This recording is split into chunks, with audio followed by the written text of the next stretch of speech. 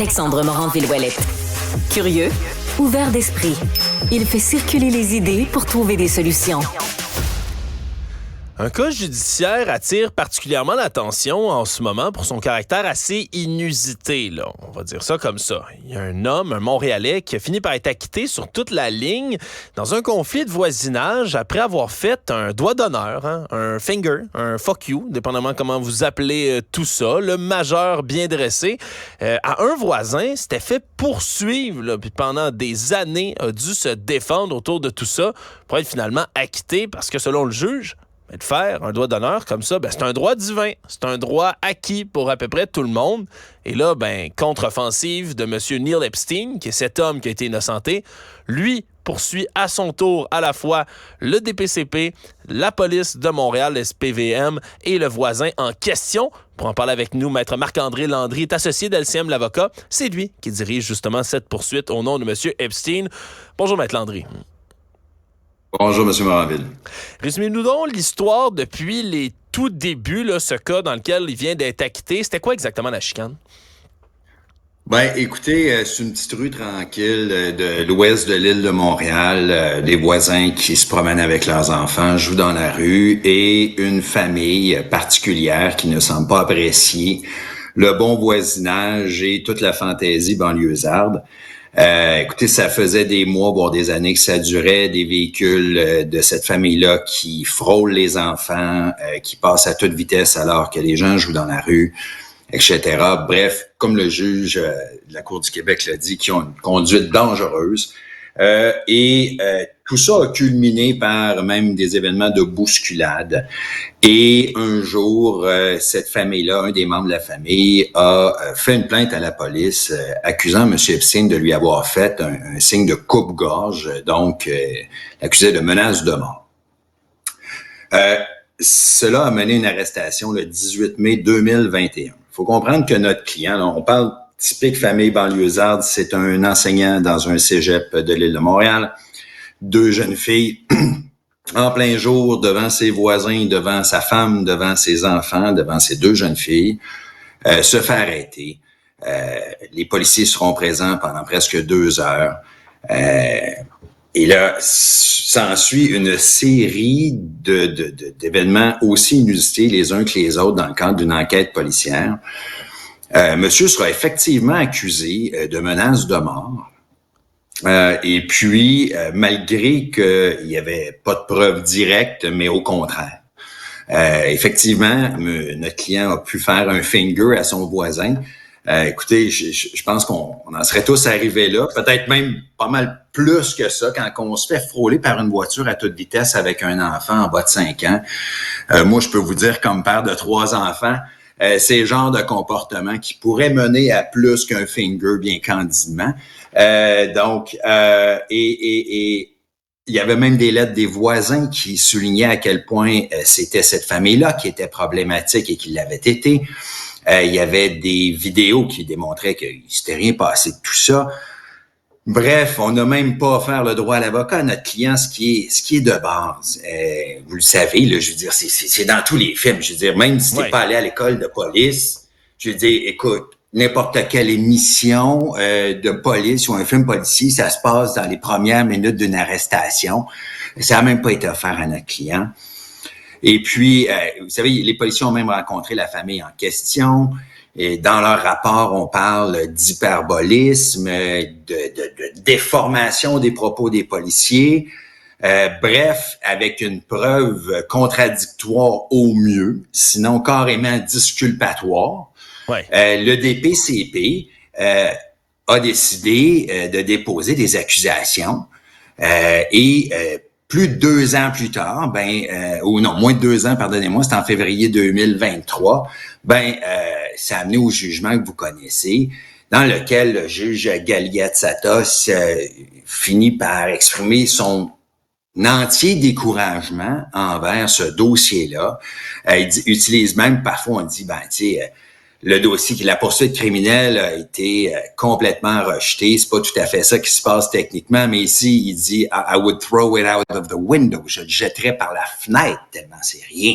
Et en fait, que c'est plutôt la famille qui aurait dû être accusée de conduite dangereuse, etc., etc.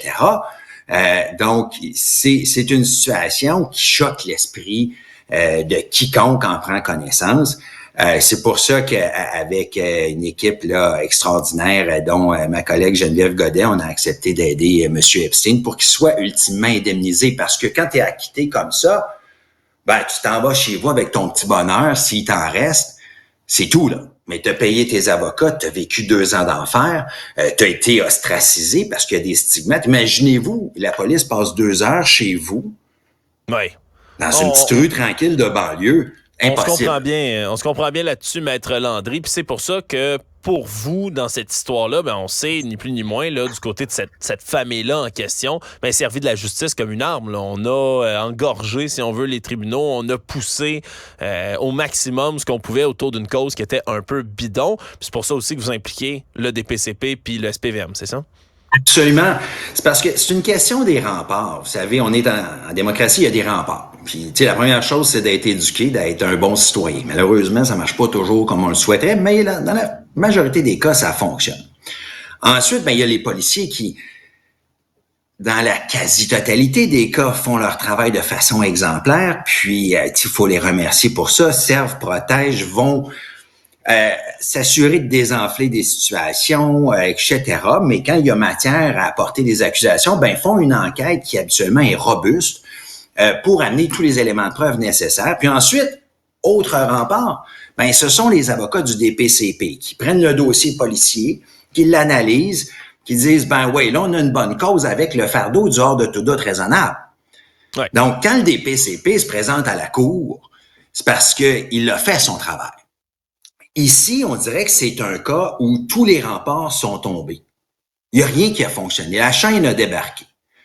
Là, on se retrouve, heureusement, devant le juge. Évidemment, le juge a dû transmettre des commentaires assez cinglants parce que la preuve était contradictoire. Les témoignages se tenaient pas.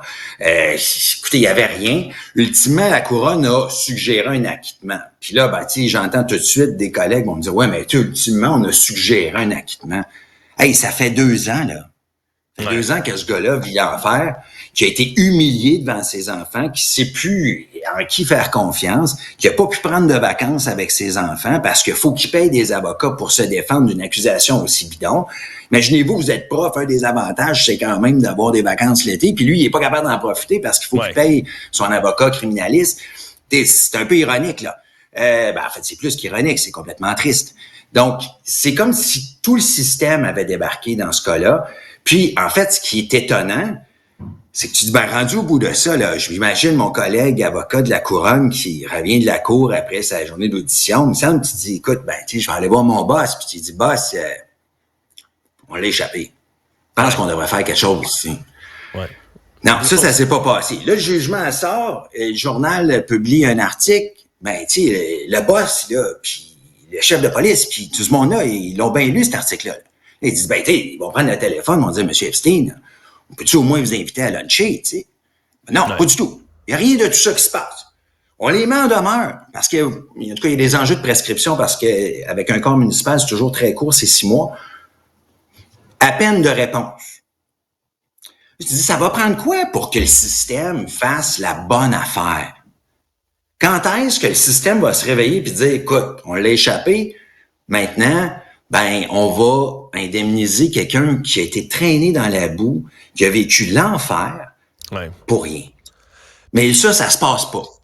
Oui, puis là-dessus, Maître Landry aussi, là, il y a un facteur qui vient s'ajouter à tout ça, c'est celui que les tribunaux, en ce moment, au Québec, sont engorgés. Hein. On ne cesse de dire que les délais sont trop longs, qu'il y a des causes qui devraient pas être entendues, ni plus ni moins, puis qui viennent ralentir comme ça le système.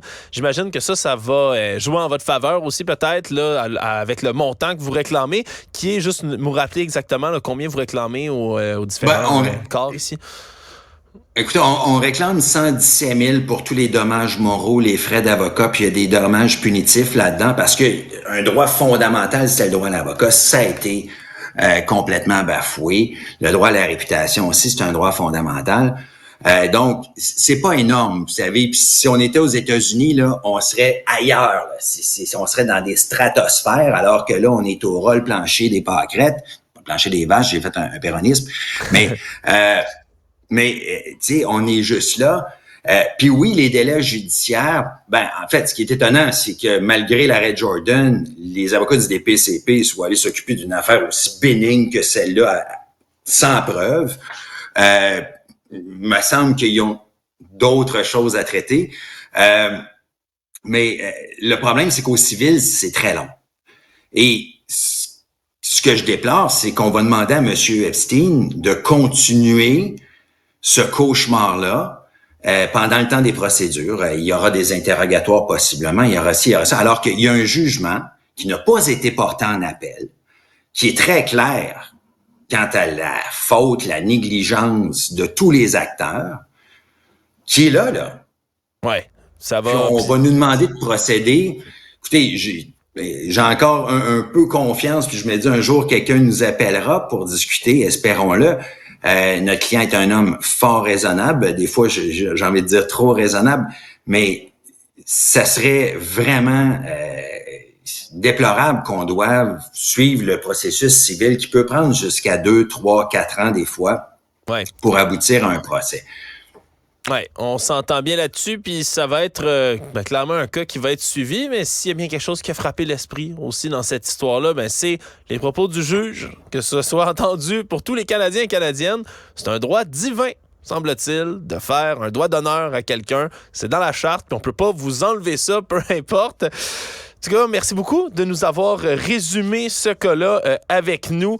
Maître Marc-André Landry, je rappelle, vous représentez toujours M. Neil Epstein dans cette histoire-là. Merci. Merci, M. Moranville. Merci à votre équipe. Au revoir.